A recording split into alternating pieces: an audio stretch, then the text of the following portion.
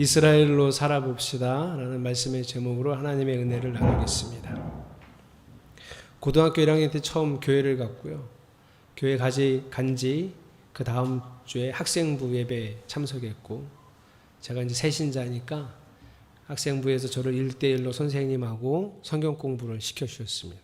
그 선생님께서 첫 번째 시간에 저랑 예배 후에 1대1 성경 공부를 하면서 이름을 물어보고 학교를 물어보고 학년을 물어보고 대뜸 창세기 1장, 2장, 3장에서 3장 쪽으로 가셔서 용우가 너는 죄인이야 이렇게 가르쳐 주셨어요.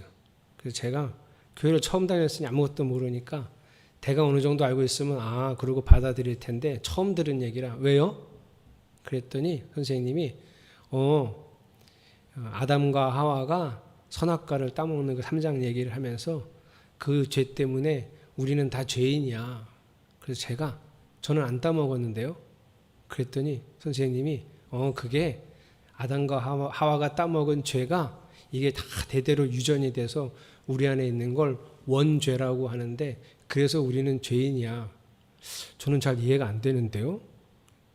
그래서 선생님이 저를 손을 붙들고 기도하자 그래서 꽤 오랜 시간 동안 한 20분 넘게 기도만 했습니다.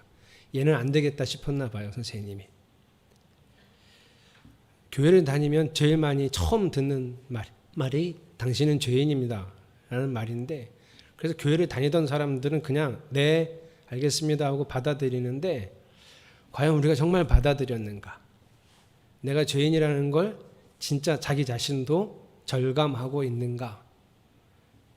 여기서 시작되지 않으면 신앙은 바로 갈 수 없습니다.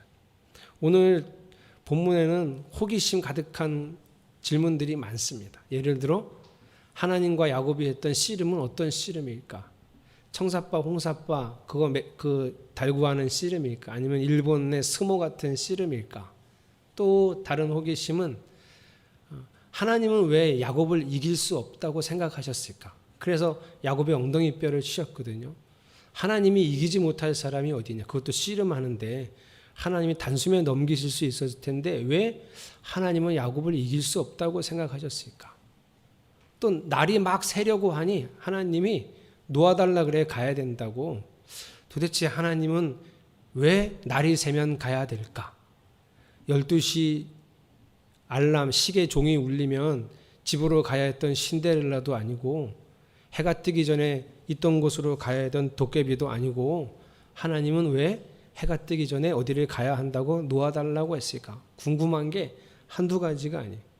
근데 곰곰이 아무리 공부하고 생각하고 또 공부해도 오늘 성경과 나머지 성경, 연관된 성경이 이것에 대한 답을 주지 않아요. 씨름이 어떤 건지, 하나님은 왜 야곱을 못 이긴다고 했는지, 해가 떠오를 때 하나님은 왜 가야 된다고 했는지 답을 주지 않아요. 성경이 답을 주지 않으면 굳이 여러분 알려고 할 필요 없습니다. 그냥 호기심으로 남겨두세요.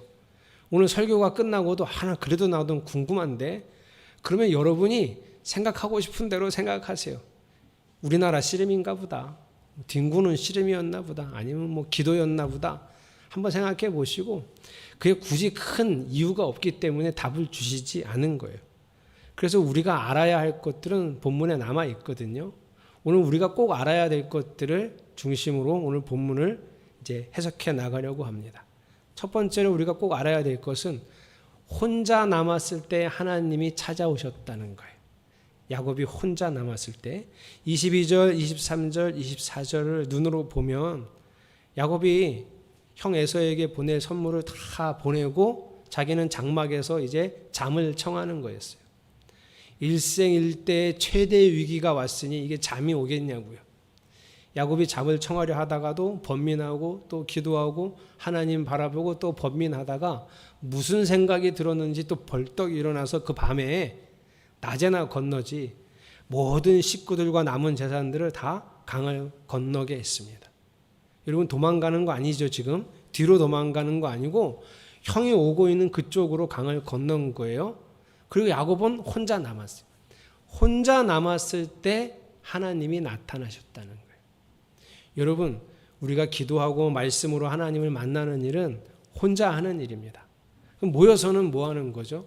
내가 만난 하나님을 고백하고 내가 알게 된 하나님께 영광을 돌리고 찬양하는 일들을 함께 하는 거죠. 홀로 남았을 때 하나님이 야곱을 찾아오셨죠. 24절에 보면 뒤에 홀로 남았는데 어떤 이가 나타나 야곱을 붙잡고 동이 틀 때까지 씨름을 했다. 이렇게 되어 있습니다. 하나님이 난데없이 나타나셔서 혼자 있는 야곱에게 탁 붙들고 씨름을 하시는 거예요. 이게 몸싸움이 확실합니다. 뭐 이거를 가지고 기도로 해석하는 건 좀 문제가 있어요. 왜냐하면 몸싸움 하다가 도저히 안 되겠어서 하나님이 엉덩이 뼈를 치셨으니까 기도로 해석하는 건 좀 무리가 있고요. 몸싸움이 확실합니다. 동이 틀 때까지 씨름을 했으니 땀은 얼마나 많이 흘렸고 몰골은 정말 얼마나 망가져 있었을까. 이게 핵심이에요. 다음 주에 이제 에서를 만나는 장면이 나오는데 이 몰골과 절뚝거리는 동생의 모습이 에서의 마음을 돌이켜 놓는 거지. 그래서 이게 씨름이 확실합니다. 하나님은 이길 생각도 없으셨어요. 그냥 얘를 굴릴 생각이에요. 땅바닥에 굴릴 생각이었어요. 그래서 이제는 되겠다 싶어서 그만하자고 하시는데 해 뜰 때 야곱이 놓지 않습니다. 왜 안 놓았을까? 26절 그가 날이 새려고 하니 놓아달라고 하였지만 야곱은 자기에게 축복해 주지 않으면 보내지 않겠다고 떼를 쓴다는 거예요. 떼를 이렇게 마음에 떼를 쓴 적이 또 있었어요. 아버지 축복을 받고 싶어서. 그 옛날 20년 전에 아버지 축복을 받고 싶어서 그냥 마음에 막 안달이 났을 때 엄마랑 짜고 아버지 속이고 형 속였을 때도 마음에 떼를 썼었죠. 이번에도 떼를 쓰는 거예요. 근데 안 그럴 수가 없죠. 400명 이끌고 자기 죽이러 온다는데 하나님이 직접 찾아오셨으니 이 기회가 마지막 기회이죠. 붙드는 거예요. 하나님밖에 방법이 없으니까. 자, 이럴 때 하나님이 떼를 쓰고 복을 달라고 나를 구해달라고 막 이렇게 끈질기게 붙들고 늘어서니 하나님이 그걸 해주시면 되는데 해주시기 전에 아주 중요한 것을 하세요. 아주 중요하니까 27절은 같이 읽겠습니다. 시작. 그가 야곱에게 물었다. 너의 이름이 무엇이냐? 야곱이 대답하였다. 야곱입니다. 하나님이 야곱의 이름을 모르실까요? 아니, 처음 만난 것도 아니에요. 20년 전에 하란 땅으로 갈 때 베델에서도 만나셨잖아요. 그리고 하란 땅에서 돌아오라고 할 때도 하나님이 또 야곱에게 돌아오라고 했으니 야곱을 모를 리가 없어요. 그런데 이름을 물어봤다는 거죠. 제가 좀 각색을 하면 그냥 여기는 너 이름이 뭐냐? 저 야곱입니다. 이렇게 했지만 여기에는 숨겨진 의미가 있어요. 그걸 가지고 각색을 하면 이래요. 하나님이 야곱한테 너 이름이 뭐야? 너 이름 뭐야? 그랬더니 야곱이 정말 무거운 마음으로 대답을 해요. 하나님, 제 이름은 속이는 자입니다. 이렇게 대답한 거예요. 야곱의 뜻이 속이는 자예요. 일전에도 아버지와 형을 속였을 때 에서가 이런 얘기 한 적이 있어요. 27장 36절인데요. 에서가 너무 두 번이나 속으니까 너무 억울해갖고 하는 말이에요. 그 녀석의 이름이 왜 야곱인지 이제 알 것 같습니다. 그 녀석이 이번까지 두 번이나 저를 속였습니다. 한 번은 장자의 권리를 빼앗았고 이번에는 제가 받을 복까지 빼앗았습니다. 그놈이 왜 야곱 속이는 놈인지 이름이 왜 그따위인지 제가 이제 알겠습니다. 속았다는 거예요. 야곱 이름이 속이는 자가 확실해요. 이는 야곱도 알고 있었던 사실. 내 이름이 속이는 자. 그리고 삶도 속이는 자였다는 거예요. 하나님이 이 타이밍에 이 이름을 물어보신 거예요. 너 이름이 뭐야? 이미 알고 있는 야곱의 이름을 너 이름이 뭐야? 라고 물어보셨을 때 야곱의 가슴 속에 마음 속에 아휴 이름을 몰라서 물으시는 것도 아니고 나의 어떤 그 과거에 그리고 현재까지도 있었던 나의 기질적인 이 죄를 하나님이 물으시는구나. 그래서 솔직하게 예 하나님 제 이름은 속이는 자 맞아요. 이렇게 대답하는 장면이에요. 이렇게 야곱이 자기 자신의 죄를 인정하고 자신이 가지고 있는 이 원천적으로 가지고 있었던 욕심들을 하나님 앞에 딱 드러내놓자 하나님이 28절과 같이 이름을 바꿔주세요. 같이 읽겠습니다. 시작. 그 사람이 말하였다. 내가 하나님과도 겨루어 이겼고 사람과도 겨루어 이겼으니 이제 내 이름은 야곱이 아니라 이스라엘이다. 하나님이 자기의 죄와 자기의 실체를 인정한 야곱에게 너 이제 이름 바꾸자. 왜? 이제는 속이는 자 아니니까. 이제는 이스라엘이라고 하자. 야곱은 바로 일전에 라반과도 겨루어 이겼습니다. 이 이름의 뜻대로 하나님이 약속하신 거예요. 이제 조금 있으면 에서와도 겨루어 이길 겁니다. 그런데 여러분, 이스라엘이라고 하는 이 이름의 어원과 분명한 뜻이 확실하지 않습니다. 그래서 이스라엘이라고 이름의 뜻에 여러 가지 약설이 있는데 가장 두드러진 이스라엘의 뜻은 하나님이 다스리신다는 뜻이에요.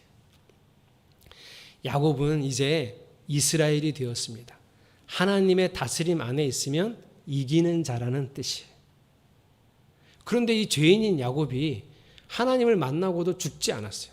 이 유대인들은요, 죄인이 하나님을 만나면 바로 죽는다고 알고 있어요. 그래서 베드로도 그냥 예수님을 사람으로, 선생님으로 알고 있을 때는 그냥 편하게 대하다가 베드로가 선생님한테 설교할 자리를 내어드렸어요. 배에서. 자기는 밤새도록 잡았는데 아무것도 못 잡고 이제 무태다가 배를 대고 집으로 가려고 그랬는데 선생님이 설교하시는데 사람들이 많이 몰려오니까 배 좀 빌리자. 그래서 다시 배를 띄워서 선생님이 설교할 수 있도록 해주었어요. 선생님이 설교를 다 마치고 고기 잡았냐? 아니요, 못 잡았어요. 저 깊은 데로 가서 그물을 다시 한번 내려봐. 그랬더니 베드로가 선생님, 우리가 밤새도록 이렇게 수고했는데 한 마리도 못 잡았는데 선생님 말씀하시니 한 번 더 내려볼게요 하고 내렸다가 엄청난 고기를 잡았거든요. 그때 베드로가 정상적인 사람의 반응이면 어떻게 해야 돼요? 선생님 정말 대단하십니다. 저랑 동업하십시다. 선생님이 어디다가 금을 내리라고 가르쳐 주시면 내가 금을 내려서 고기를 잡고 뭐 반을 드릴게요. 아니면 70% 드릴게요. 이래도 되는데 그때 베드로 반응 여러분 기억나세요? 주여, 나를 떠나소서. 나는 죄인입니다. 베드로의 이 반응은 유대인들이 하나님을 만났을 때 두려움에 떠는 반응이에요. 선생님으로 알던 예수님이 하나님으로 이제 느껴진 거죠. 알게 된 거죠. 떠나달라는 거예요. 그러니까 죄인이 하나님을 만나면 죽습니다. 이게 유대인들의 정설인데요. 오늘 야곱은 하나님을 만났는데, 자기가 야곱이죠. 속이는 자가 하나님을 만났는데 세상에 죽지 않았어요. 하나님의 공의와도 겨루어 이긴 야곱의 모습이죠. 그래서 야곱이 그게 너무 감격적이어서 그 땅 이름을 브니엘이라고 짓습니다. 브니, 얼굴이라는 뜻이고 엘, 하나님, 하나님의 얼굴이라는 뜻의 땅 이름을 짓고 거기서 하나님을 뵙고도 죽지 않았다는 걸 기억하고 그 하나님의 은혜에 감사하는 거죠. 자, 그리고 절뚝거리면서 이제 그 브니엘에서 걸어 나옵니다. 저는 이 장면이 오늘 본문에서 가장 정말 영광스럽다, 놀라운 장면이라고 생각해요. 31절 같이 읽어보겠습니다. 시작. 그가 브니엘을 지날 때 해가 솟아올라서 그를 비추었다. 그는 엉덩이 뼈가 어긋났으므로 절뚝거리며 걸었다. 야곱은 지금 절뚝거리며 걸어가고 있습니다. 심각한 부상으로 절뚝거리며 형 에서를 향해 걸어가고 있는데 그 모습을 해가 쫙 비춰주는 거예요. 이 모습이 그냥 제 마음속에서 너무 장엄하다.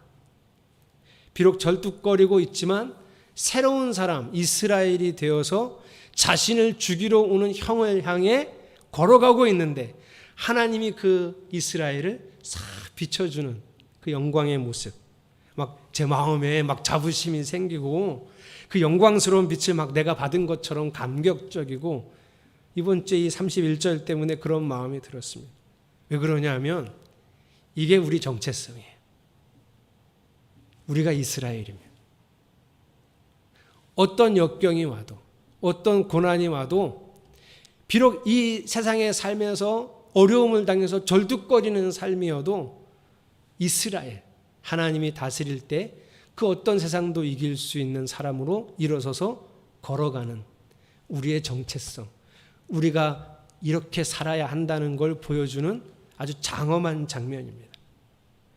이 의미를 기억하려고 야곱의 후손들은 이렇게 한답니다. 32절 같이 읽겠습니다. 시작.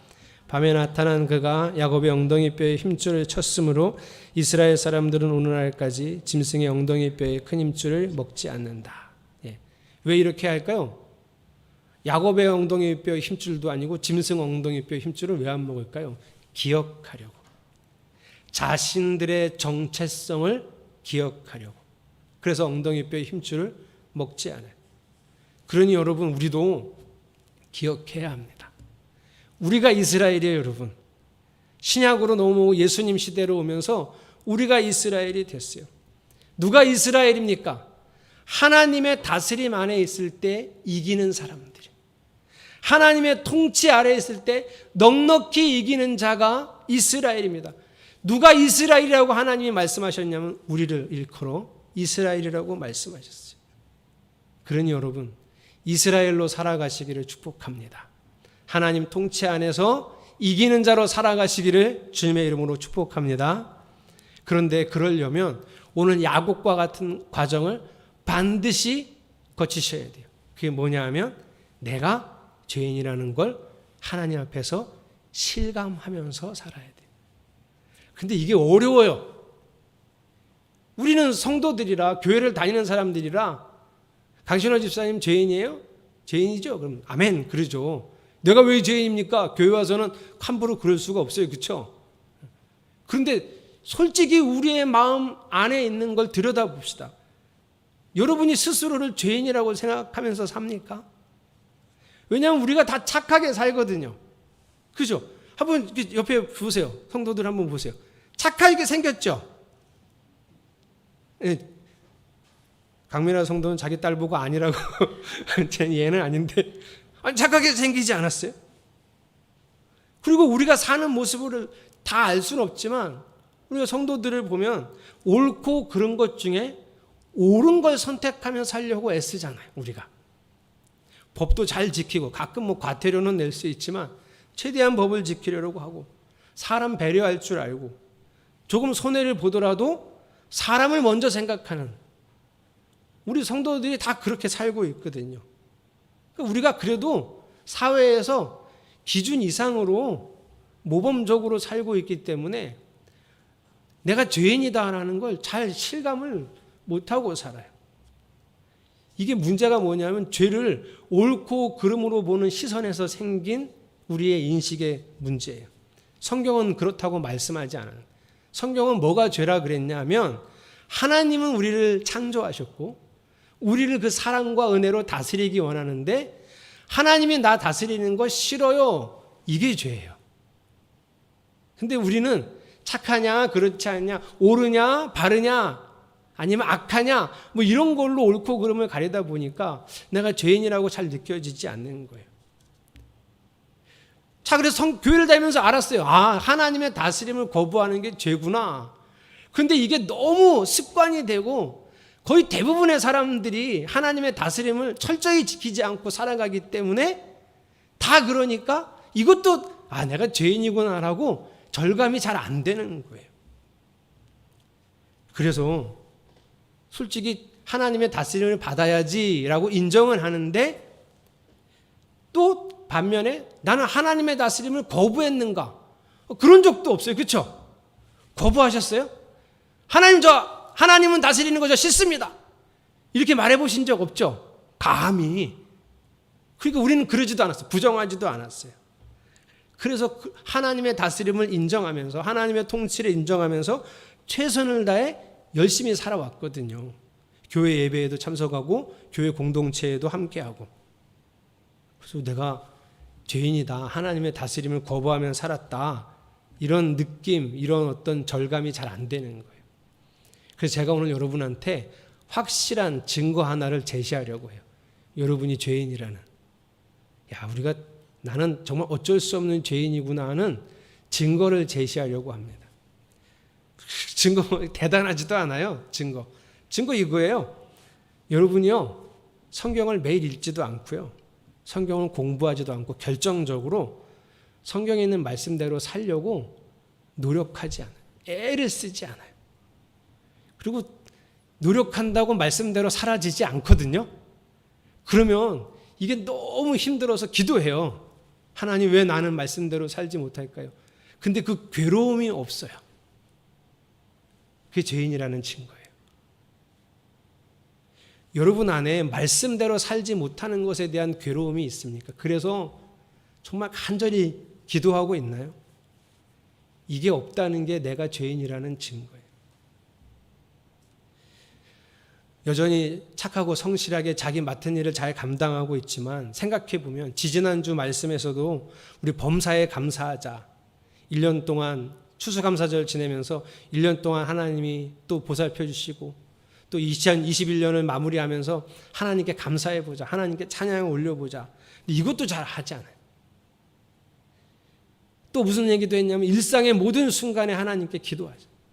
어딜 들어가 앉아도 기도하고 일어서면서도 기도하고 음료수 한 잔을 마셔도 기도하고 이렇게 일상의 모든 순간에 기도하자.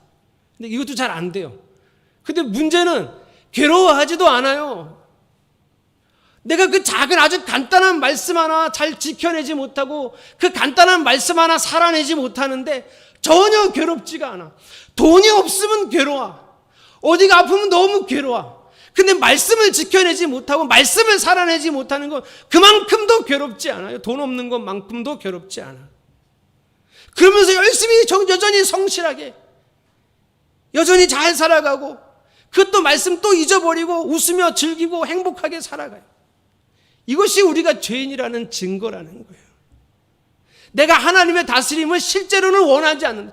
마음과 관념으로는 개념으로는 내가 하나님 다스림을 받아야지라고 인정하지만 실제로 내 마음은 하나님의 다스림을 원하지 않는다는 아주 확실한 증거요. 내가 정말 죄인이라는 분명한 증거라는 거예요.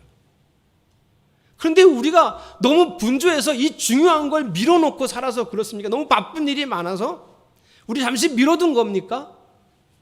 그렇다면 더 큰 문제예요. 야곱이 지금 400명이 자기를 죽이러 오는데 이것보다 급한 일이 어디 있어요? 그래 야곱이 붙든 거야. 붙들고 늘어진 거야. 나한테 축복해달라고. 그런데 하나님은 그게 하나도 급하지가 않아요. 400명이 야곱을 죽이러 오는데 하나님은 마음이 조급하지가 않아요. 거기다 대고 뭐라 그래요? 네 이름이 뭐니?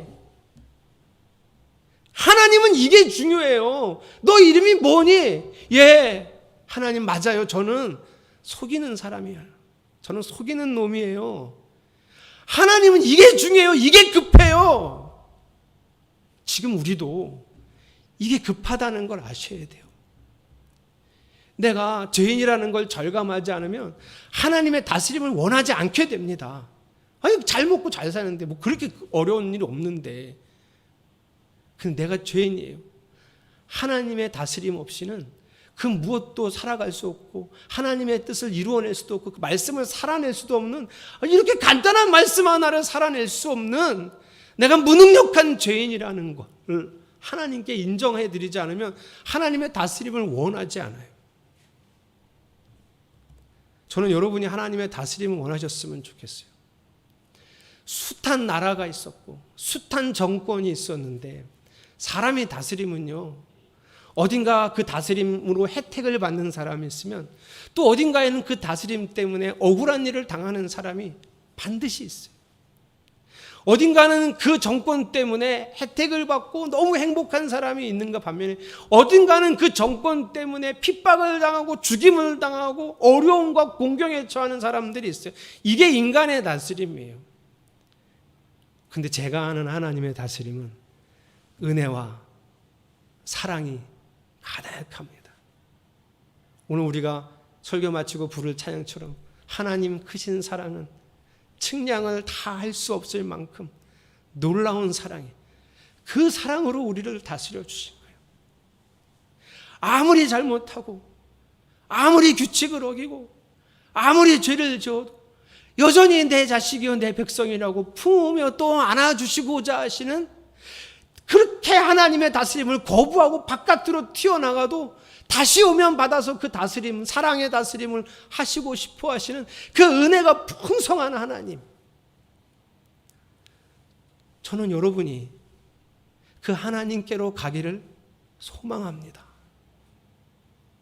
거기에 생명이 있고 거기에 하나님의 능력이 있는데 우리가 아둥바둥 살아가면서 하나님의 다스림을 자꾸 벗어나는 게 참 마음이 아프고 좋지 않습니다. 사랑하는 성도 여러분, 우리 하나님은 놀라운 분입니다. 그 어떤 것도 감당하시고 안아주시는 분이에요. 이미 십자가에서 다 보여주셨잖아요. 나를 얼마나 사랑하시는지를 십자가에서 다 보여주셨어요. 그 사랑과 은혜로 우리를 다스리시겠다고 하셨어요. 그리로 갑시다. 이스라엘로 살아봅시다, 여러분. 하나님이 다스리면 반드시 이기는, 사랑과도 겨루어 이기는 이스라엘로 살아보기를 주님의 이름으로 축복합니다. 오늘은 여러분하고 하나님의 은혜와 하나님의 사랑을 찬양할 거예요. 이유는 딱 한 가지. 하나님의 은혜와 사랑을 찬양하면서 여러분 마음속에서 우리 목사님이 저렇게 자꾸 얘기하는데 그 은혜와 사랑의 다스림에 저도 들어가고 싶습니다 하는 고백이 여러분 안에 있었으면 좋겠습니다.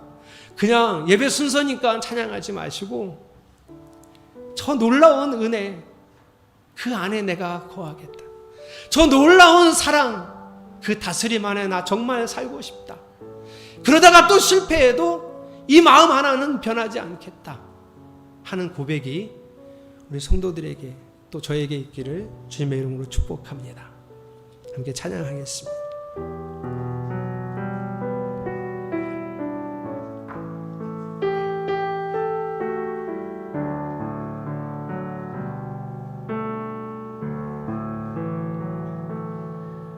나를 지으신 이가 하나님, 나를 부르신 이가 하나님, 나를 보내신 이도 하나님, 나의 나는 것은 다 하나님. 우리 다시 한번 고백합시다. 나를 지으신 이가, 나를 지으신 이가 하나님, 나를 부르신 이가 하나님,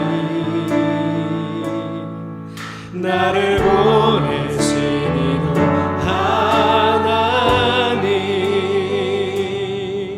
나의 나는 것은 다 하나님 은혜라. 나의 달려갈 길, 나의 달려갈 길 하도록, 나의 마지막으로 다 하도록, 나로 그 십자가 품게 하시니 나의 모든 것은 다 하나님은. 할렐루야, 할렐루야.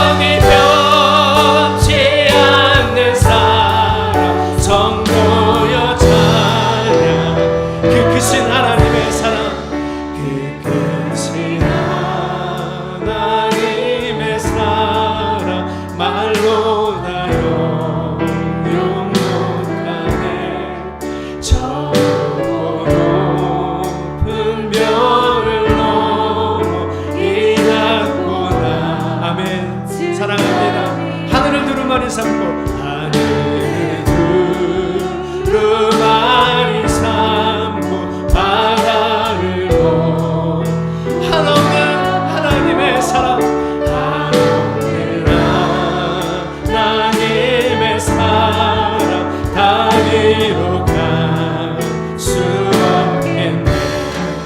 하나님의 그 새 사랑 그 어찌 닿았을까.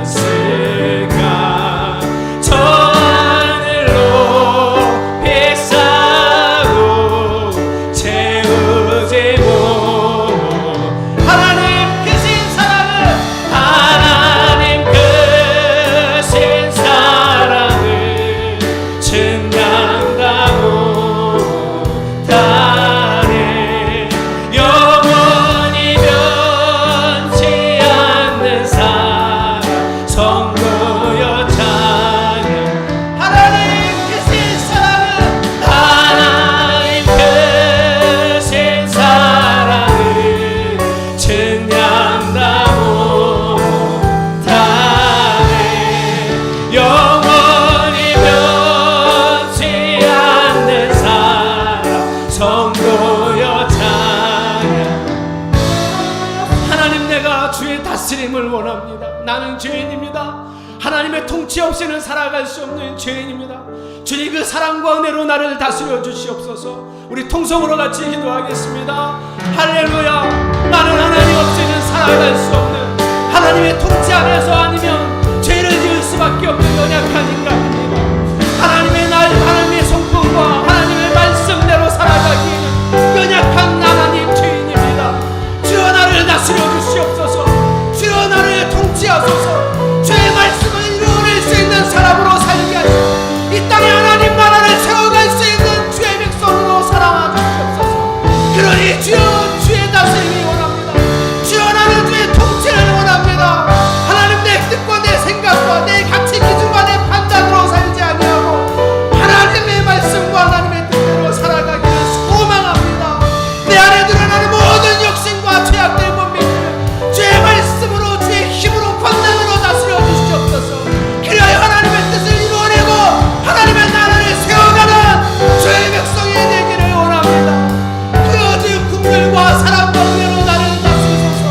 하나님의 말씀으로 나를 다스리소서. 그 무엇도 많이 할 수 없는 하나님의 권능으로 그 사랑으로 은혜로 우리를 다스려 주시옵소서. 그 나라에 거하기 원합니다. 하나님 그 신 사랑은 증량다 못하네.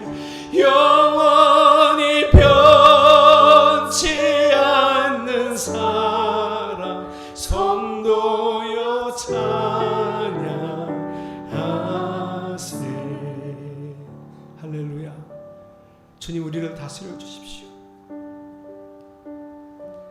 우리는 또 내 뜻과 내 생각대로 살려고 그 죄악의 본성이 불일듯 일어납니다. 주님 나를 다스리소서. 주님 우리를 다스려 주옵소서. 우리가 그 사랑과 은혜의 다스림을 간절히 소망합니다. 예수님의 이름으로 기도드렸습니다.